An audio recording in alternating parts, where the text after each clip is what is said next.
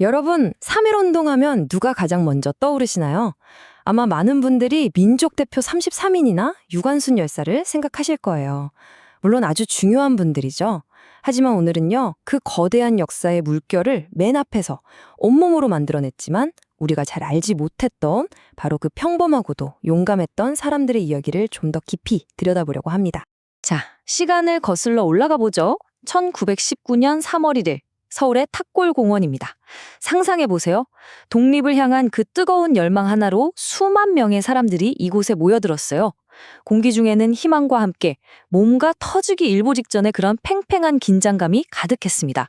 바로 이곳에서 곧 우리나라의 운명을 바꿀 선언이 울려 퍼질 거라는 그 믿음 하나로 모두가 정말 숨을 죽인 채 기다리고 있었던 거죠.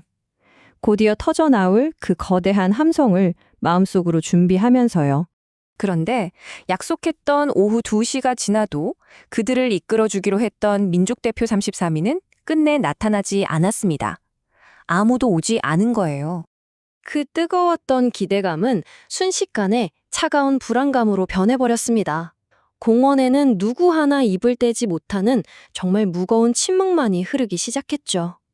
이대로 모든 게 허무하게 끝나버리는 걸까요?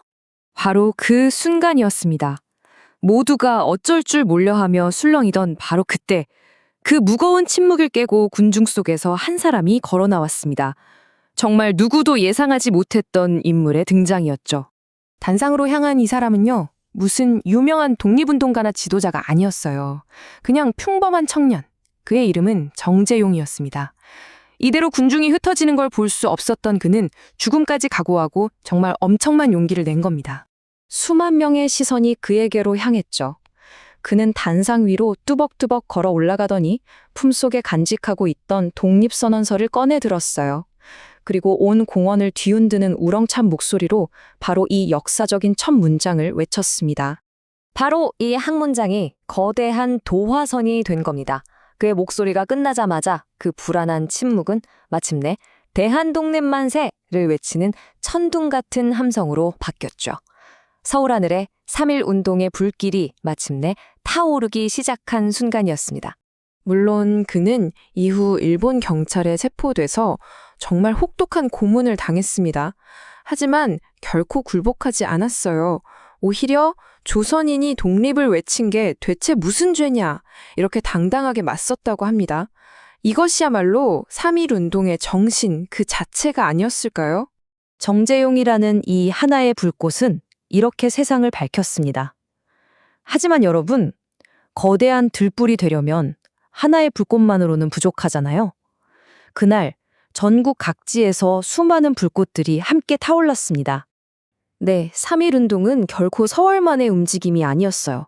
학생부터 여성, 농민, 노동자, 상인에 이르기까지 정말 계층과 성별, 나이를 가리지 않고 모든 평범한 사람들이 거리로 쏟아져 나와 독립을 외쳤습니다.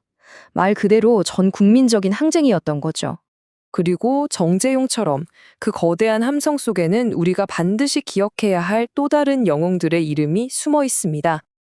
그 독립의 의지는 국경을 넘나들었습니다. 김마리아 여사처럼요.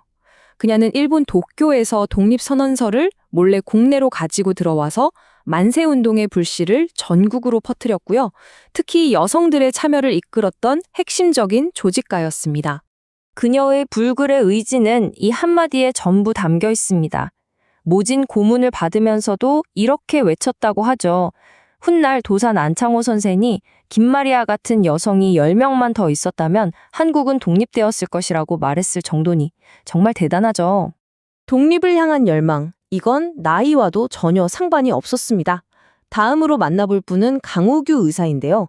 당시 나이가 65, 이미 노인이었던 그는 새로 부임하는 일본 총독 사이토 마코토를 향해서 직접적인 행동으로 저항했습니다.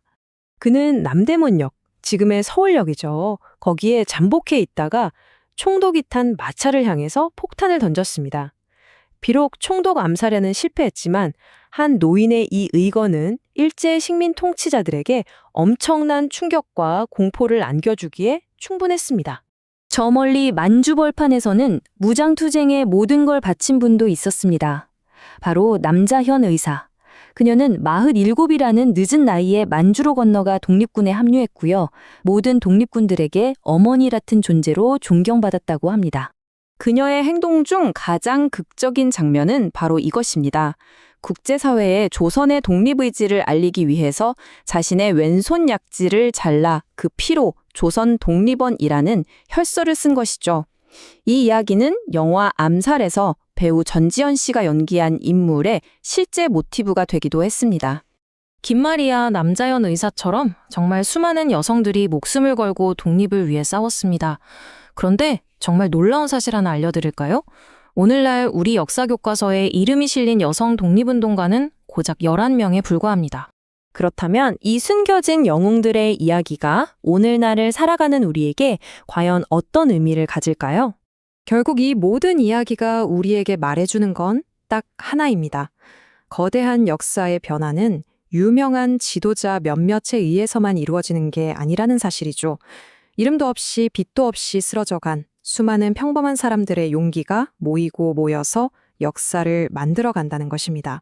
안중근 의사의 이 말은 시대를 넘어 3.1운동의 영웅들을 포함한 모든 독립운동가들의 꺼지지 않는 정신과 그들의 희생을 가장 상징적으로 보여주는 것 같습니다. 정재용, 김마리아, 강우규, 남자현. 오늘 우리가 함께 기억한 이 이름들은 사실 거대한 빙산의 일각에 불과합니다. 이 질문을 마음에 품고 우리가 기억해야 할 또 다른 영웅은 과연 누구일지 계속해서 관심을 가져보는 건 어떨까요?